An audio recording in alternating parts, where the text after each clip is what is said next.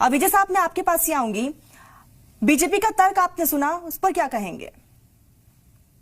देखिए, भाजपा का दोहरा चरित्र है। उनका भी, भाजपा प्रवक्ता का भी सीधे सीधे कहना है कि मुसलमानों को ईद पर बकरा नहीं काटना चाहिए। अगर बात केवल इस बात की थी कि कहीं अवैध रूप से बकरा काटा जाता है गलियों में खुलेआम या लोगों को धमकाने की नजरिए से, तो केवल एक लेटर ये जारी किया जा सकता था कि भी इन नॉर्म्स का पालन जो नहीं करेगा उसको अवैध या गलत काम मानकर उसके खिलाफ कार्रवाई होगी। इतना कह देना बहुत था। लेकिन ये कहना कि आप जो है केक काट लीजिए, और इस्लाम में कहीं नहीं है कि बकरा काटेंगे, खुदा ने तो प्रिय वस्तु के लिए कहा था। तो जब इस तरह की बातें आ जाए, इसका मतलब ये है कि इस्लाम गलत है, जो बकरे की बलि देने वाले लोग हैं वो गलत हैं, और ईद पर बकरे की कुर्बानी नहीं देनी चाहिए, ये भाजपा के लोग खुलेआम कह रहे हैं। और मैं तो एक बात कहता हूं कि भाइयों, अगर इतनी ही चिंता है तो सबसे पहले एक्सपोर्ट तो बंद कीजिए बीफ का।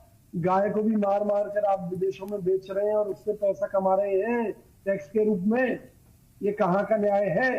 बंद कर दीजिए देश में जितने भी कटनी खाने हैं।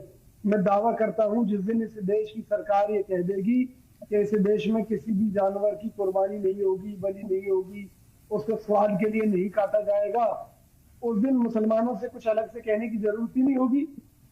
ये क्या बगल में छुरी मुंह में राम राम, यानी कि हिंदू मार कर खा रहे हैं तो बहुत बढ़िया, और अगर मुसलमान अपने त्योहार मनाए जानवर की हत्या करके तो नाजायज है। क्यों नाजायज है भाई?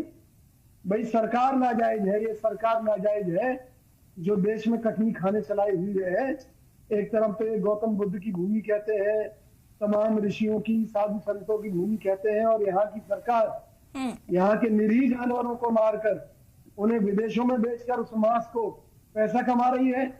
तो सबसे पहले रोकते खेमचंद जी जवाब दीजिएगा। आप लोग करें तो ठीक है, दूसरे समुदाय करें तो कैरेक्टर ढीला। जवाब आपको लगता है? विजय साहब आपके पास आऊंगी, जवाब दीजिएगा। काफी मुस्कुरा रहे हैं आप। मैं इसलिए मुस्कुरा रहा हूँ कि जिन विधायक महोदय ने ये कहा है कि बकरे का केक काट लीजिए, केक में भी तो अंडा डालता है, तो मैं तो ये कहता हूँ कि मोदी जी, अगर आप इतने ही महान हैं तो इस देश में पशु वध और किसी भी तरह की जो जानवरों के ऊपर हिंसा है वो क्यों नहीं बंद कर देते? क्यों रोजाना इस देश के होटलों में तमाम तरह के जानवरों का मांस परोसा जा रहा है? क्यों इस देश की सरकार करोड़ों रुपए कमा रही है इस देश के जानवरों की हत्या करके उनका मांस विदेशों में बिकवा कर? इसके अलावा अवैध जो कारोबार है वो बड़े पैमाने पर और भी ज्यादा है। उस अवैध कारोबार पर सरकार क्यों नहीं रोक लगा पा रही? और त्योहार के मौके पर इस तरह की बात कर रही है, ये हैरानी का विषय है। भाई मैं ये कहता हूं कि सरकार है, आज मोदी जी के पास ताकत है, वो इस तरह की बातें क्यों करवाते हैं अपने प्रवक्ताओं से या अपने बंदों से कि जिससे कि समाज में वैमनस्य बढ़े? अरे भाई सरकार है, सरकार आदेश जारी कर दे भी कोई बकरा नहीं काटेगा, केक काटेंगे, कर दीजिए। आज क्यों समाज में इस तरह की भ्रांतियां पैदा करना चाहते हैं? जब उनके समाज ने एक आदेश दे दिया कि भी बकरा काटने के या उसकी कुर्बानी के नियम ये रहेंगे, और पूरे साल जो बकरे कट रहे हैं उनका दोषी कौन है? क्या वो, आप क्या सोचते हैं वो सारे बकरे वैध जगहों पर कट रहे हैं? इतने अवैध तरीके से साल भर इस देश में बकरे या अन्य जानवरों की हत्याएं हो रही है कि जिन्हें प्रशासन रोक ही नहीं रहा। वो समाज के लिए दुखदाई है, उनसे पर्यावरण का नुकसान नहीं हो रहा। मैं तो हैरान हूं। और भाई जब बकरे की फार्मिंग हो रही है तो क्या उससे पर्यावरण का नुकसान नहीं हो रहा? जो मुर्गी फार्म चल रहे हैं उनसे पर्यावरण का नुकसान नहीं हो रहा? आपने उसी टाइम क्यों नहीं रोक देते उस चीज को? मना कर दीजिए, बैन कर दीजिए कि भाई इससे पर्यावरण का नुकसान होता है। अब खाली मुसलमानों के त्योहार पर तुम्हें याद आ रही है पर्यावरण के नुकसान की?